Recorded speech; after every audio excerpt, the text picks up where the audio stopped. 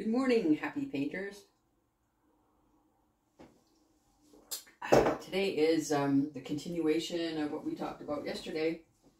I got my stretcher bar, my watercolor paper, and I am going to stretch it on the stretcher bar. Right? Right. I thought I had everything set up. I watched a couple of videos this morning, and I never find a video that shows me exactly everything I'm looking for, so I had to watch two. First one didn't address whether I soaked the paper or not, and it's not an actual soaking of the paper, it's more of applying water to the sides. So that's what we're doing, and I'm using an old t-shirt that I've cut in half because I like to use materials that are reusable, recyclable, etc., etc.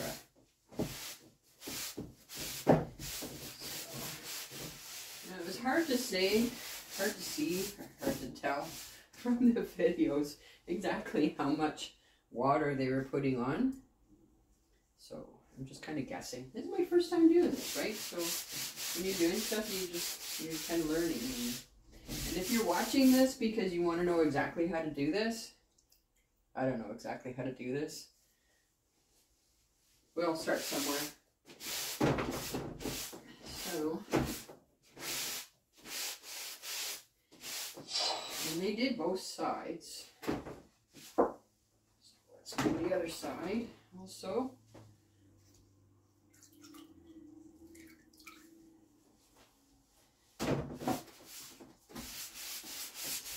And I think the point of wetting it is just to make the paper more pliable.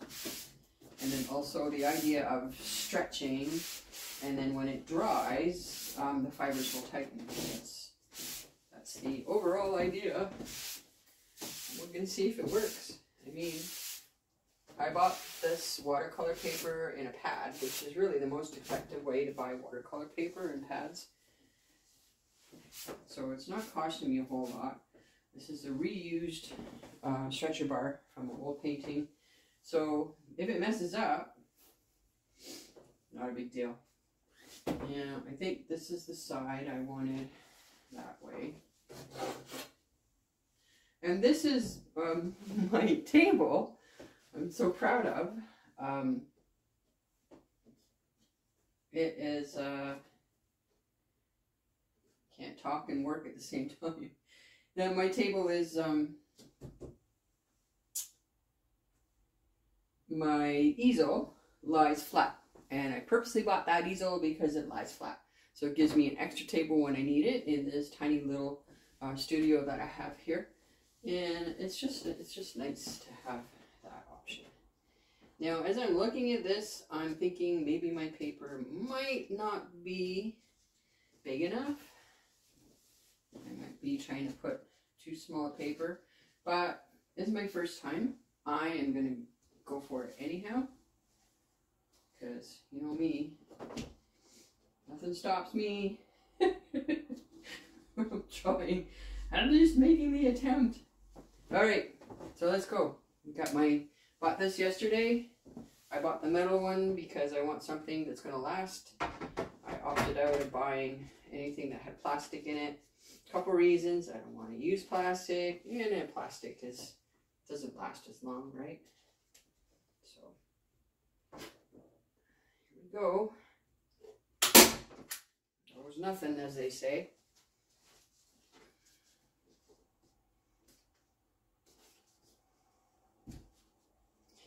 I'm not expecting the first one to be pretty.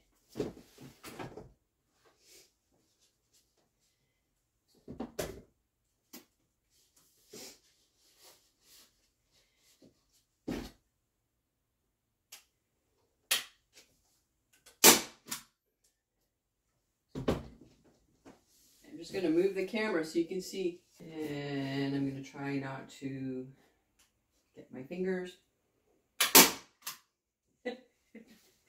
Hey, if you know me, you would think that's funny because I'm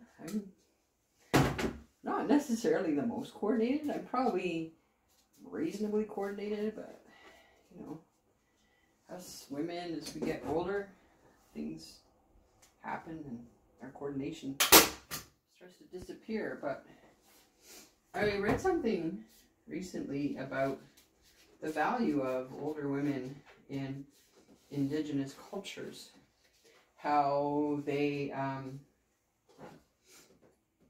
believe and feel and practice that elder women are the knowledge keepers.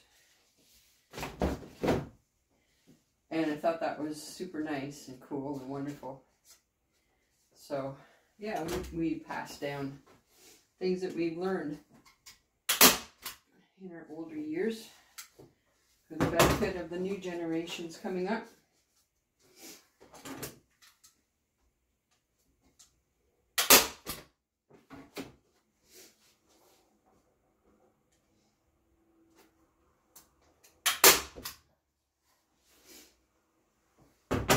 Now these aren't going in as solidly as I'd like.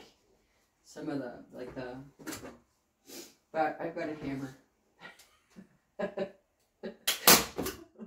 So I'm gonna knock them in with the hammer as well. I think I'm just not pressing down hard enough, but no, I don't have. I mean, my muscles are now, so I don't have the muscle anymore. And this, now this, I started to watch what they were doing. I'm going to do the corner. I think they did it like this. They kind of did like a package, you know how when you're gift wrapping, and you kind of fold it up in the corner. That'll work. I don't have too much extra here.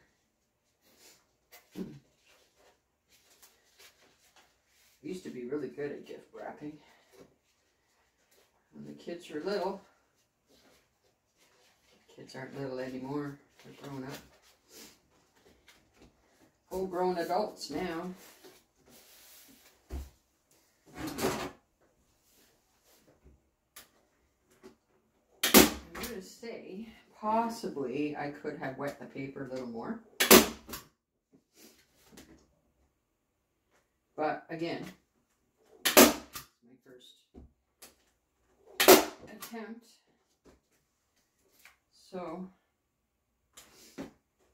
like everything in life, when you're learning it, your first attempt is rarely perfect. And then the more you practice, the better you get.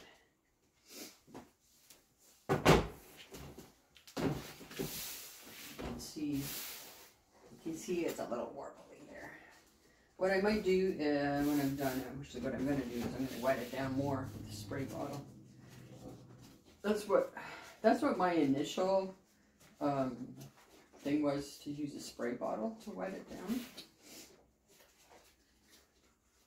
And then wipe it with a cloth. So, I don't know.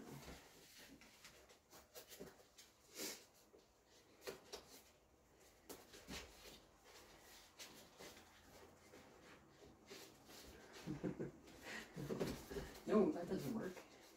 The corners, I have to say, are a little bit tricky, and I think depending on how long the paper is on that particular edge, you might have to adjust your method for the corners. I'm going to cut off the excess that's on these ends here. That one went in pretty solid. I don't know what I did different. That one too. I don't know. I have to be careful. This painting here is still wet, but I wanted to have a backdrop for my video today. It's very loud. Oh, look, it's just getting faster now. Right? Maybe that's what I'll do. I'll put some more here. These ones don't want to go in as well. You know why.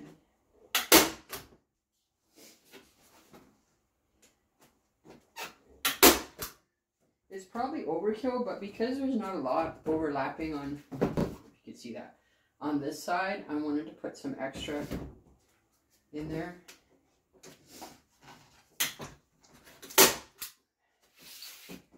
This is just foam core board that I got from the dollar store. I have found that it does come in handy. I use it to display my photos here in the studio. I use it as a secondary surface.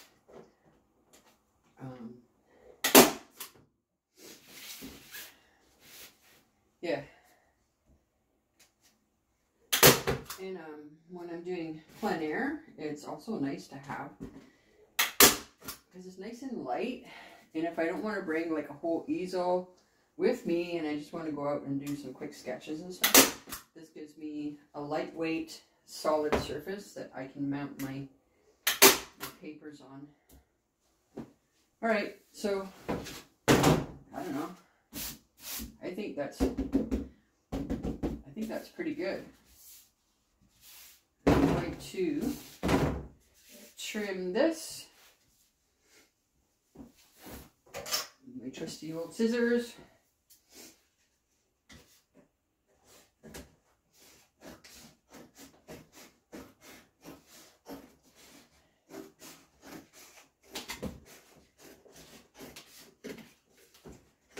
And then, because I want to